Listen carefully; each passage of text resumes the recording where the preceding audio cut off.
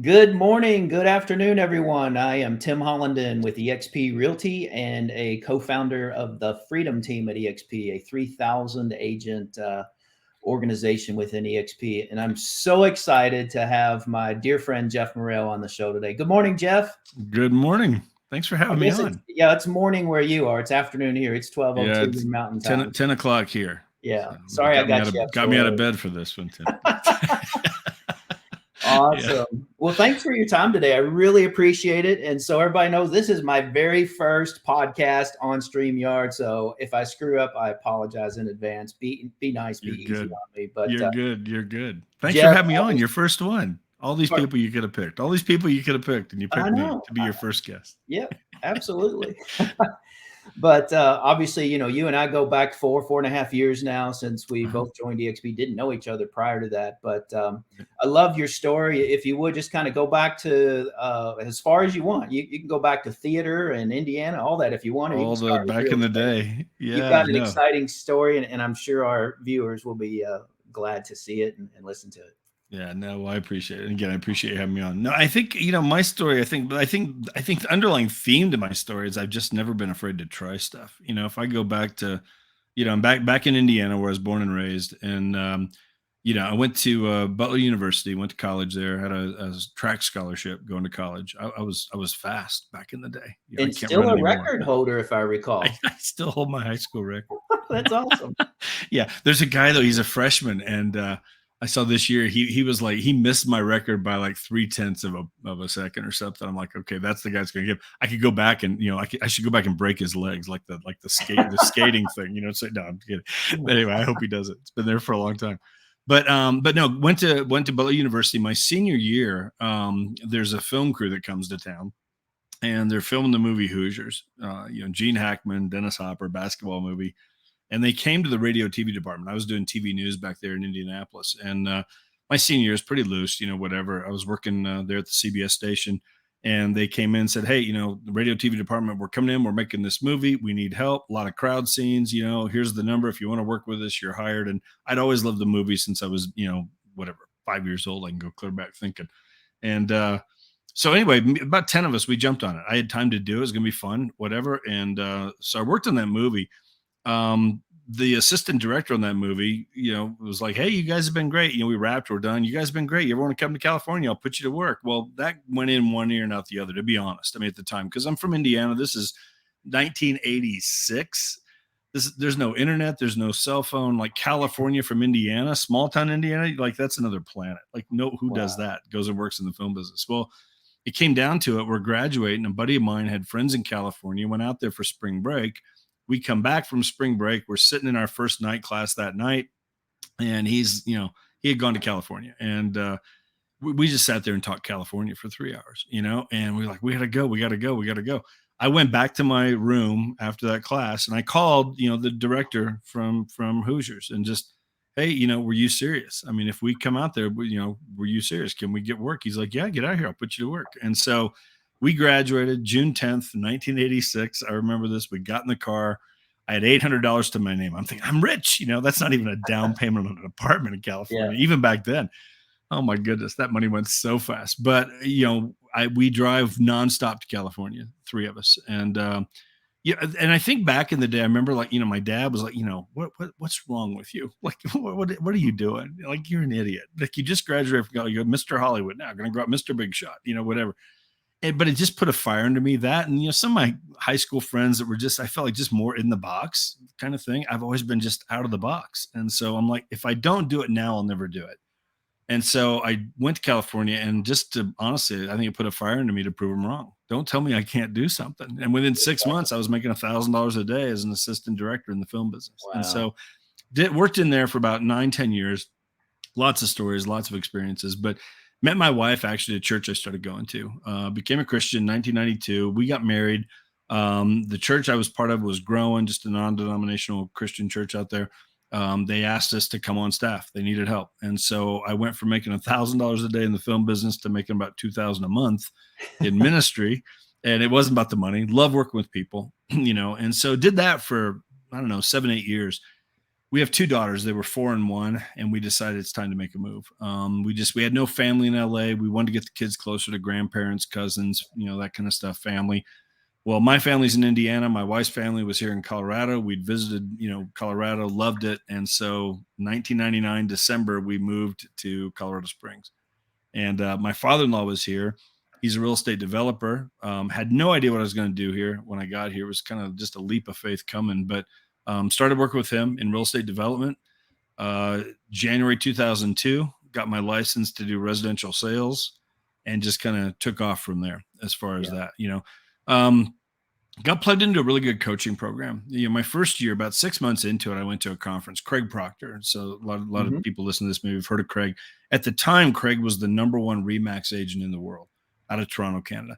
Yeah. And I bought into a website system that was part of his deal, and went to his seminar in Phoenix in June, and I'm around all these guys, like these top agents from all over the place. And I learned a long time ago, you become who you hang around, and I want to be around these guys. I'm like, I'm brand new in this. I'm trying to figure it out. How when you first get your license, they teach you everything in real estate school except how to do real estate. So I'm trying to figure all that out. And I'm like, I got to be part of this coaching program. They were pushing that because I need to be around these guys. Right. Well, it's 14 grand, put it on a credit card. Didn't tell my wife for 6 months. I'm like, oh my gosh, she's going to kill me. She's going to absolutely kill me. But I knew it would work, And I ended up doing about 32 deals my first year, primarily because of that program. The marketing, everything that went on with that, having that weekly accountability, that weekly coach, that guidance, whatever, just doing what they told me to do, plugging into that system. I'm good at following systems. And, did 32 deals my first year. Did about 50 my second, did 72 my third. And at that point now, my wife is helping me a ton, even though she's not licensed. We're trading off with the kids and whatever. She's helping me. I'm busier than, a one-arm paper hanger, a wallpaper hanger. I mean, I couldn't keep it straight. And so anyway, she got her license 2005. So my third year in, she was licensed. And now we went to Keller Williams and we started building a team over there. Small team, 5 or 6 agents, but within several months, I mean, we had it up and running. We had the #1 Keller Williams team here in town. That's awesome. For several years. And it was all good. I mean, I love being there. It was a great company. No issues with Keller Williams at all. I left there in 2010 just because financially I was just looking at it and it just didn't make sense for me to be there. I was not using anything that they offered. They have great tools and all that stuff, but I wasn't using them. And I'm like, I'm paying all this money to be there. And what am I getting for my money? I mean, at that point, like nothing. So I ended up leaving there thinking there's got to be a better way to do this. Went back to an independent company, which was basically a 100% deal, $50 a month, $300 transaction fee. I was there for, 7 years, figured I would ride out my whole career there. Mm-hmm. Buddy of mine, Sean Sturrock, I've known Sean for 11 years now. He calls me up 4.5 years ago. Hey, would you take a look at this thing, eXp? I'm like, EX what? EX who? Like, I'll look. If somebody called me today to look at something, I'd go look at it. And I would tell everybody on here, like, go look. You have no idea you don't know what you don't know. Yeah. I've always been open to looking. I've never been afraid to just at least look at something. No harm in that. But I told Sean, there's no way I'm moving. I've, been there, done that, the big companies, whatever it is, I'll definitely look at it, but, but definitely don't count on me making a move. I'm not going to do it. Right. And a week later we moved and it made too much sense to me. We've been here 4.5 years and without question, the absolute best business decision I've ever made in my entire life was making the move over here, which doesn't make sense to a lot of people, the ones who have never looked at this, it makes no sense whatsoever, so like you said, anyway. They don't know what they don't know.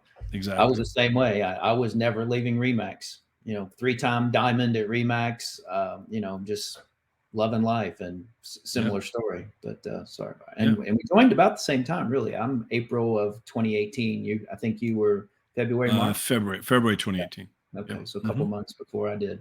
Yeah.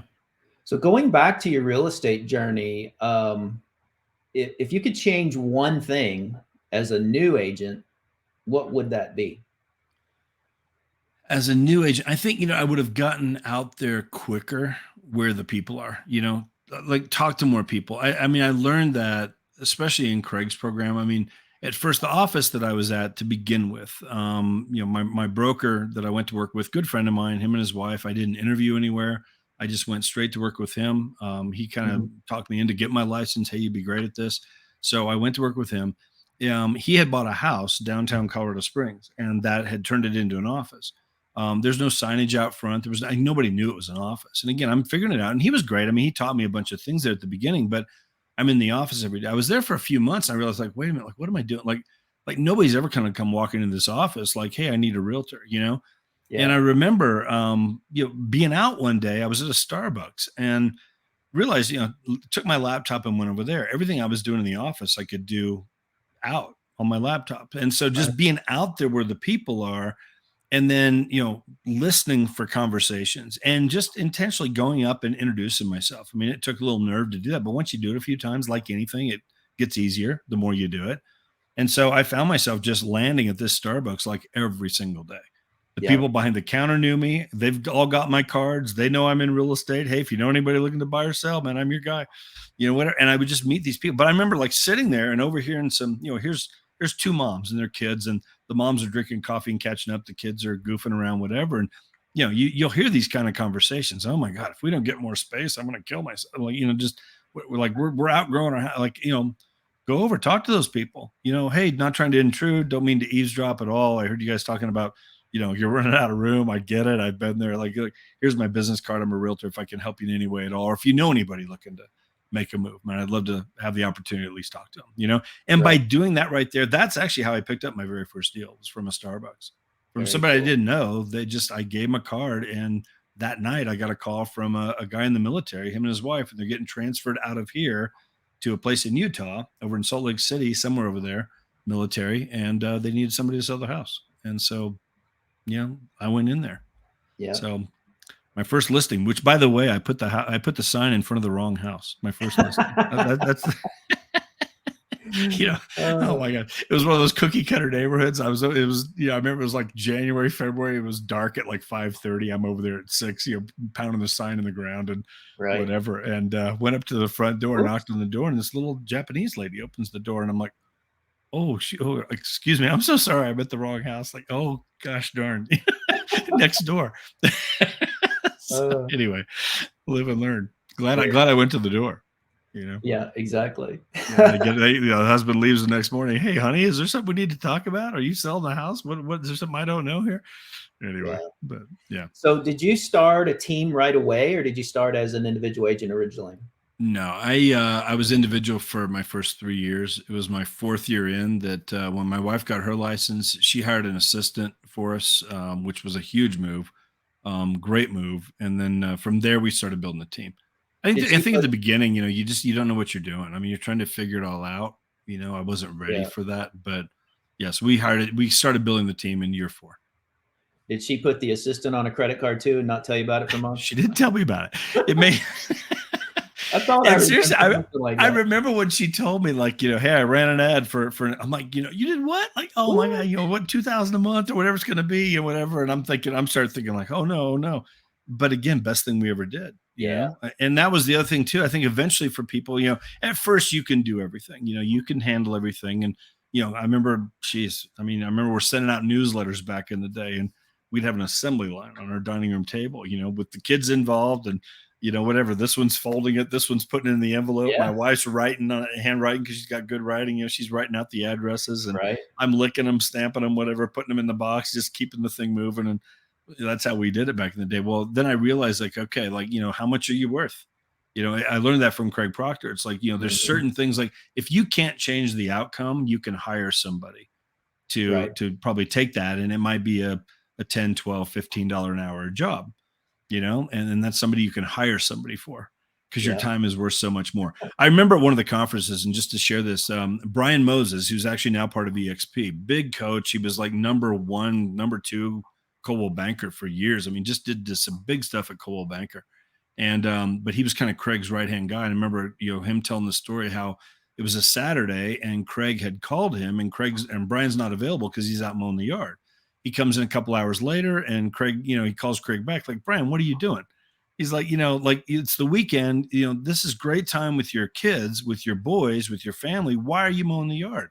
He's like, well, I got to mow the yard. Somebody's got to mow the yard. He's like, yeah, but you can hire that out for, get a neighborhood kid to come over and do it for 25, $30, whatever, and take Yeah. that time, those 2 hours. You're worth, how much are you worth? How much is your time worth? And, when you figure that out, and if anybody's ever done that, if they're a new agent watching this, you've been in the business a couple of years, figure out like, okay, how much work am I putting in every week, with your business? And it might be, I don't know, maybe you're working, 60 hours a week or whatever it is, Monday through Sunday, whatever it is. And then here's how I had 3 closings. I got paid this much. I made $20,000 this month divided by the number of hours that you work that month. And there's your hourly pay.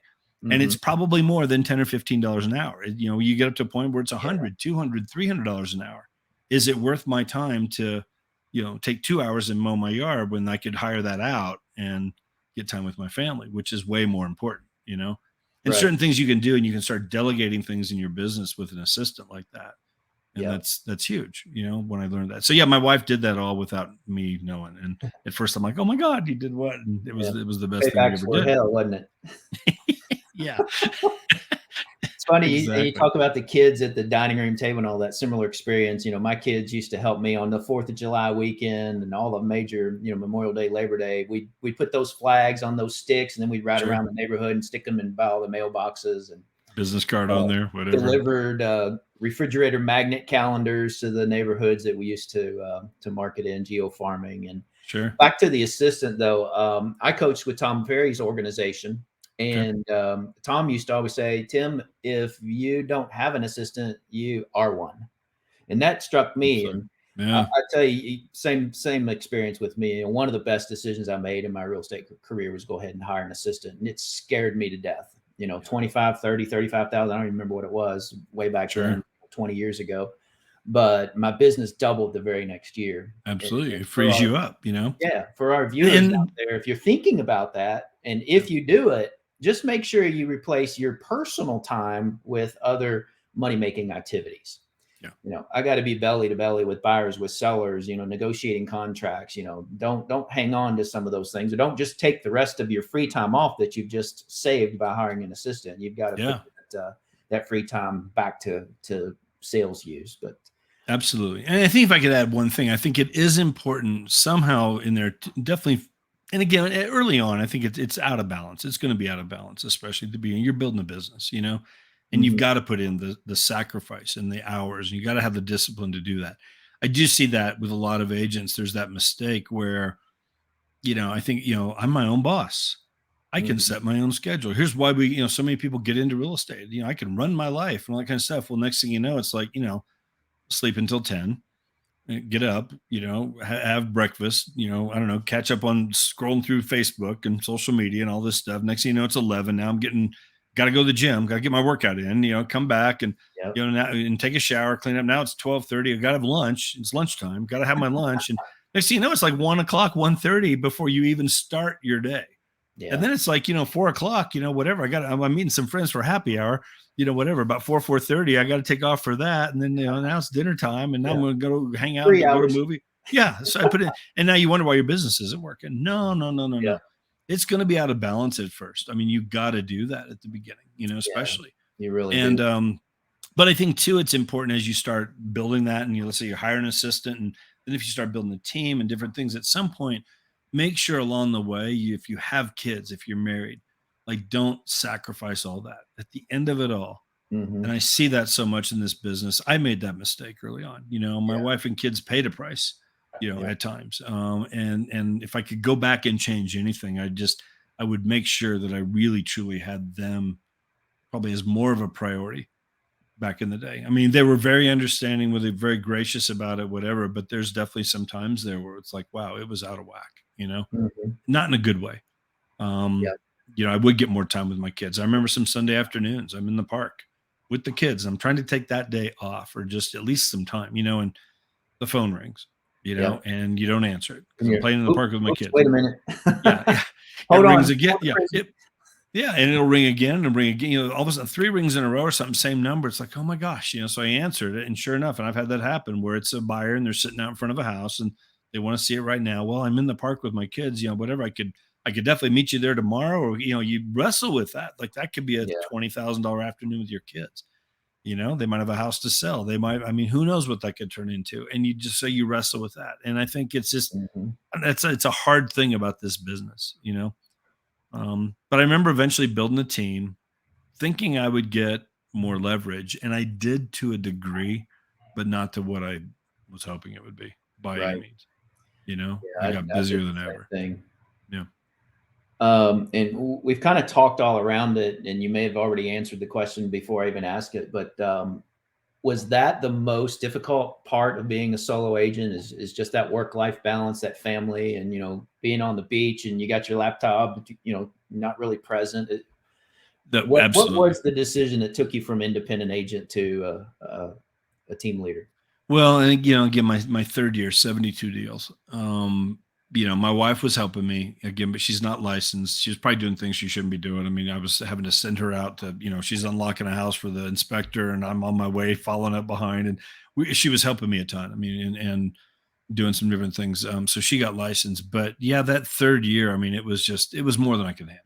I mean, I was dropping balls and missing deadlines and, got my way through it. I remember having to buy a refrigerator one time for some clients because I missed it in the contract. Just silly mistakes that you start making, you learn from them. But it's like, oh my gosh, it's just, there's not an hour left in the day and I'm working 7 days a week, 90 hours a week. And I have no life. And this is not why I got into this business. Like, what am I doing? So we hire the assistant, she gets licensed. We start bringing on agents to build the team, And so, but yeah, I remember that. I remember taking the kids to Disney World. They were 8, let's see, 10 and 8. And we go to Disney World. We're there for 10 days. They had the time of their life. I mean, they had a great time. It was a great vacation, and took our time down there, whatever. But I do remember 4 days, sending my wife to the park with the kids. I'll call you when I get there, because where's dad? In the hotel room on my laptop, dealing with real estate till 4 o'clock in the afternoon, putting out fires back here, putting out fires with my team, thinking I'm leveraged. Yeah. But now I've got, we got 4 times the number of deals. And I got phones going like this and whatever. I'm like, I'm not on vacation. I moved my office to Orlando. I mean, I'm glad that I can do that. It's nice to get away, but wouldn't you rather just really be on vacation? Wouldn't you rather really just be shutting it down? I hate those pictures on Yeah. Facebook, whatever. Here's the feet, with the beach, and there's the ocean, and there's the sand, and the feet with the laptop on the lap. Here's my Right. office for today. I'm like, oh, come on. You know what I mean? Like, it's nice that we could do it. I get it. But at the same time, you'd rather have a margarita with an umbrella drink in your hand, Yeah. not And your be out there laptop. building the sandcastle with your kids. Yeah, They're exactly. watching them from afar. Totally. It's nice to get away, but man, it can be stressful as well. And so that's the thing I think I love about being here, is I feel like we've figured out a way over a period of time to really truly make that leverage idea work Mhm. for the first time ever. Truly That's work. great segue. That was actually my next question. I know you did independent for a while, and then you did KW, if I remember the chronology correctly, Right. and then you were with the 100% firm, and then eXp. Right. What problems has eXp solved for you as a business owner, as a real estate agent? Sure. And are you still running a team, or is your wife kind of doing that, or is it just you? We don't have a traditional team. My wife is primarily handling our deals. I mean, I've jumped in and I'll jump in where I need my help. In fact, this afternoon we're going over to look at a house. I'm going with her to do some stuff with the seller, whatever. So we're still doing, deals. We did 42 deals last year. So still very active in production, whatever, but pulling back on that as well. Mhm. We're doing Purpose. less this year on purpose. Yeah. Because we can afford to with this model, Mhm. So yeah, I think the thing that what this has done is it's given me my time back. I mean, now when we leave, like, we can shut it off. Like, we can truly shut it off, Yeah. We've got people to help us if there's some deals in place and that kind of stuff. We got people here that can handle that. We Mhm. might have to make a couple phone calls possibly, but we can really truly shut it off. And I think that's the option that we've been able to take advantage of here at eXp because of this model. As owners of the company, we get stock bonuses here. As owners of the company, we can share in the revenues coming to the company, just like the broker of everybody out there who's listening to this. The more agents they bring in, the more closings there are, the more money the broker makes, the more money the franchise makes, the more everybody up at the top gets paid, all this kind of stuff. The last one to get paid, unfortunately, is the agent who's out there hustling, grinding, doing all the work 7 days a week. Yeah. Whereas over here, we're owners. So, as an owner, if I want to help build the company, just like a broker owner would, I can share in the revenues coming with the company, and that revenue share combined with our stock, whatever, like it's more than enough to cover our bills. And, yeah, if I want to take a month off, I can do it. My wife, we can do it, and so to have that freedom, like I've never seen that before. So, I'm working there with you. We come up with this idea freedom team. Like Mhm. that wasn't just a let's draw a name out of a hat. Like there was some real thought going into the name of that team, because I think it's Absolutely. something we all think we're getting when we get into real estate, but it really doesn't.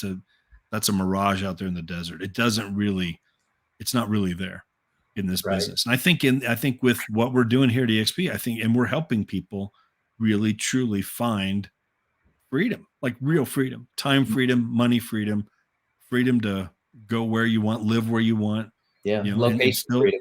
location freedom. Yeah, Absolutely. totally. So it's just, I never seen that before in any other model, and it exists here. Right. So we're growing like crazy. I love this thing. I love what we're doing here. I really do. Yeah. It's clear, in my opinion, it is the best real estate model on the planet, bar none. Bar none. And I didn't even want to look at it 4.5 years ago. Yeah, that was But me. you Yeah, know what? I don't know what I don't know. I need to have an open mind. You never know. And wow, sure, sure. they say once you see it, you can't unsee it. So I couldn't. I spent 60 days looking at the model, trying to find the holes in it, and couldn't. Then I brought my whole team. But Yeah, well, I yeah, want to start wrapping this up. sure. At any point, did you feel stuck in your business? Yeah. I mean, my team, again, here we are, we're doing 180, 200 homes a year Yep. deals. And I just oh God, I remember that feeling every, Christmas time. I'm taking Christmas off. I'm going to take the week after Christmas, off. Well, inevitably my phone would just, December 26th, it's ringing off the hook. That pent up demand that had built up over December, people not looking at homes. And now they all want to get out and start going again. So, it was never a week off. We're going, going, going. But then January would hit. And I just remember that feeling in January, especially of being stuck, because, oh my God, like where am I at in January 1st? Right back at zero. Got to do it all over again. Yep. Now in the meantime, I mean, up here on the shelf, and you can't see it, it's right up there. There are some like trophies and plaques and different things from Keller Williams, different things I've done, number one, this, top 10, this, whatever, all these different awards and things. But they're up there collecting dust. I mean, it's just it's great. I'm proud of the production that we did, but at the end of it all, January 1st, I'm right back at zero. It felt like a hamster wheel. So yeah, Hmm. if I ever felt stuck, I think it was like at the beginning of every year, like, my God, here we go again. Like, Yeah. how long can I do this? This is killing me. The fun was out of it for me. The burnout definitely hit. Yeah. It felt like a grind, and oh gosh, I hated that feeling. I mean, hated that feeling, you know? So yeah, there was definitely that. And I think that's the thing here. I think, I remember the very first like event that I went to with EXP, and there's a big banner up on the wall. It says, EXP making real estate fun again, Hmm. and that's the honest to God's truth. Like, I love what we're doing. Like I've had more fun in the last 4 years, without question, being at EXP than I've had my entire 20-year career, Yeah. which seems really weird. Well, you're a virtual brokerage. Like, how's that work? Like, I'm just telling you, I've got more relationships, more friends. We are doing more things, having more life than I've had my 20 years being in this business. And it's because of this model and what we're doing here. Yeah. So, yeah, I tell people, you're a perfect example. We didn't know each other before EXP. And some yeah, of my very best friends today, I didn't know 4.5 years ago prior to EXP. I mean, that's the kind of impact many, many men and women both have made on my life at EXP. It's just been a phenomenal absolutely. experience. Final question, I'll let you go. We Sure. are not in a recession, in my opinion. I'd love to hear your take on that. And I'd love to Mhm. hear sort of what you see is going on with this market correcting. Right. And what advice would you leave the agents that are listening in, watching today? To what would you do if you Sure. were 100% still in production? Absolutely. I think right now it's a time to dive in deep, learn more skills, hone in your skills.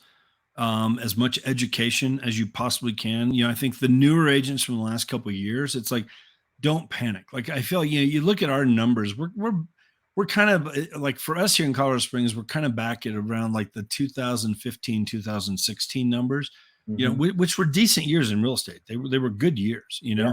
we're not back at, this isn't 2008 all over again. No. At least I don't see that happening right now at all. I'll be very surprised if we get to that point, but I think it's a time, you like, for newer agents, you got to learn how to have conversations with your clients. The last couple of years, we haven't had to do that. You go meet a seller, they hire you, you put a sign in the yard. The next conversation you're having is, you're under contract, basically. Like, Hmm. that's the next. Well, now you got to learn how to have conversations about marketing and conversations about price, improvements. I don't say price reduction, price Yeah, improvements. I never did either. Yeah. You got to learn to have those conversations, and they can be hard conversations sometimes, Hmm. because the public doesn't understand all of what's going on. We need to lead the way in learning what we need to learn to help them understand it. So you got to educate the buyers and sellers right now, and you've got to. So it's a time to hone in on skills. It's a time to buckle down a little bit. I would tighten up expenses a little bit, figure out, there's a lot of fluff out there.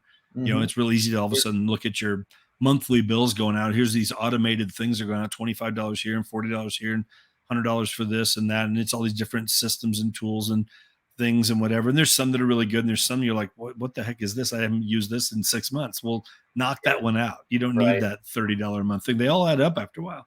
It's easy to get there in this business. All the stuff we get calls on, and people want to sell us tools and systems and things. And so kind of buckle up a little bit, be smart with it, but don't panic, like, lead the way in educating yourself and educating the clients on really what's going on. It's going back to more of a normal market. I mean, to It really some is. degree. When I first got in, 2002, I remember my first few years. I mean, average days on the market here, 40, 45, 50 days. That's Yeah, just what it was. us too. Interest rates, 6-7%. First house I bought, like 6.75%. We were Mhm. thrilled with that. And so it's just, and we're kind of going back to a little bit more normal in that sense, in terms of days on market, inventory of homes. It's still leaning in the seller's direction, for the most part, from everything Yeah. I've seen really across the country. I mean, a 6 month supply of homes is kind of a balance point, Hmm. is what I've learned. Whatever, we're nowhere near that right now. No, I mean, not even we got close. maybe a month and a half or Yeah, something here, I would and it agree. still favors the sellers. So anyway, but Yeah. buyers have more options. You're not going to be competing with as many offers. Hmm. You might not be competing at all, Yeah. but if Well, it's priced right, it will sell. You might be competing with one or two, not 10, right. like what we saw, 6 months ago. So anyway, so And yeah, that's a don't lot more panic. fun for the buyers and a lot more fun for the agents. And Yeah. we definitely need that balance. I always tell people, and I've been through several market corrections. The pendulum on the clock swings both ways. You're way over here, and then it's got to come back this way, and that's where it is. Right. We want to just stay as close to middle as we can, but right now we're on one side of the pendulum swing, and 2 years Right. ago we were on the other side of it. One thing I want to add, I think, especially for the newer agents that are listening to this, again, that whole idea of honing in on your skills, the bad agents, the weak agents, they will be leaving the business. And we're Yeah, seeing that, absolutely. they're shutting down, they're different things and that's fine. That's fine. They need to be out of the business. There's some agents that probably shouldn't have been in the business. I mean, you're going to see that the entryway into this business can be pretty easy depending on the state and where you're at, whatever. But, it is, now it's time we have to work it. Now's the time to go to work. But here's the thing I want to say. You're competing. Let's say now you're going to start competing with other agents for listings and for buyers. Sellers are going to start interviewing more agents, Hmm. in this kind of market. They're not just going to pick an agent. You might be friends with that buyer. You might go to church together, different things, whatever, but they're probably going to start interviewing people when it comes time to sell. You're going to be competing against good agents. So you can't just go in there and just, flippantly think that you're just going to get the deal, and you're not prepared for that presentation and you're really showing them what you do and all that kind of stuff and being able to answer their questions and have that dialogue. You've got to hone in on those skills, or you will get, you'll have to learn the hard way. And wow, there's a listing I thought I had in my back pocket and it went to somebody else, or a buyer working with somebody else, same kind of thing. So, the bad agents are going to be weeded out. You're going to be competing with better agents. Right. And so I would just tell you, so again, just the idea of really getting better at what you do, be a pro. We got to be pros in this. I think there's too many people that aren't pros, which ends up giving us all a bad name. Yeah. So, be a pro in this business. There's lots of ways to do that. And, the public needs us. I mean, they really do. Sometimes they don't think they do, but they do. I mean, we're handling a lot of how many deals have you kept together over the years? The sellers had no idea what was going on, but you're on the phone at 10 o'clock at night dealing with something that's right, moving that deal forward. I mean, it happens to every agent if you're a good agent, Oh yeah, absolutely. And so, yeah. Well, that's such great advice. And, coming through the 07, 08 recession that I did, my business grew every year through the recession. Yeah. And I'll tell you, my secret sauce was double down on your marketing, especially any marketing you can do for free. Get belly to belly with people, like you were saying, keep in contacts with your past clients, your sphere of influence, your family, your friends. Make sure everybody knows you're in real estate. Yep. Because the alternative, and this is what I saw, a lot of agents in a recession will sit on the sidelines and complain about how bad the market is and not do anything at all. That's their excuse not to work, so to speak. But being a pro, great analogy. I appreciate that. Any final comments, and we'll wrap up?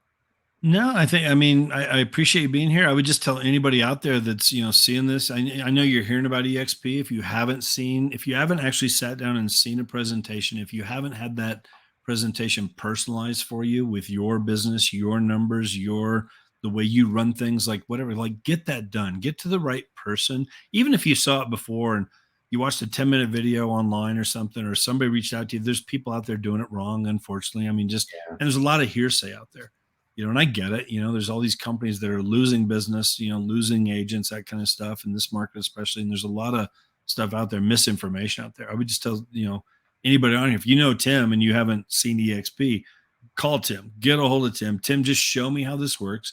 I know you're not going to hard sell him into this thing. You're not going to push him in. I'm not going to do that either. But my thing is just look at it, because you don't know what you don't know.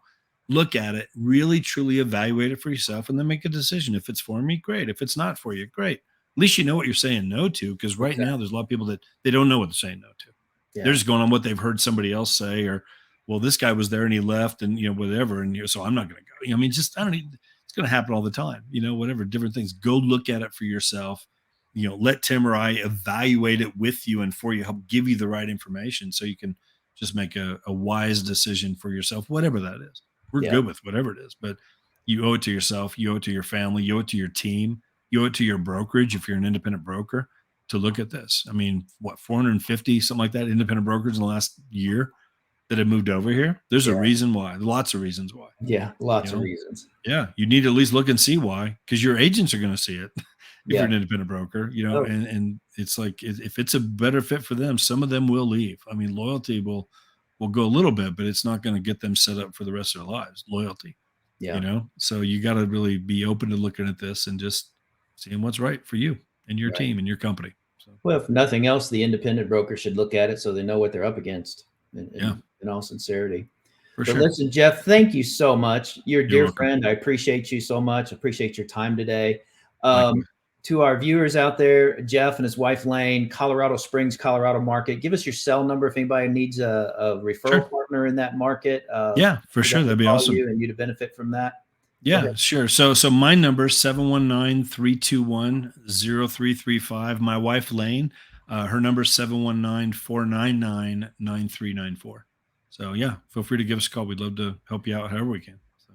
Awesome. Well, again, Jeff, I appreciate your time.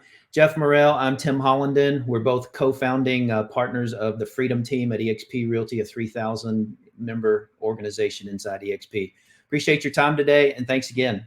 Thank you. Have a blessed Have a good day. All right, you too. You too.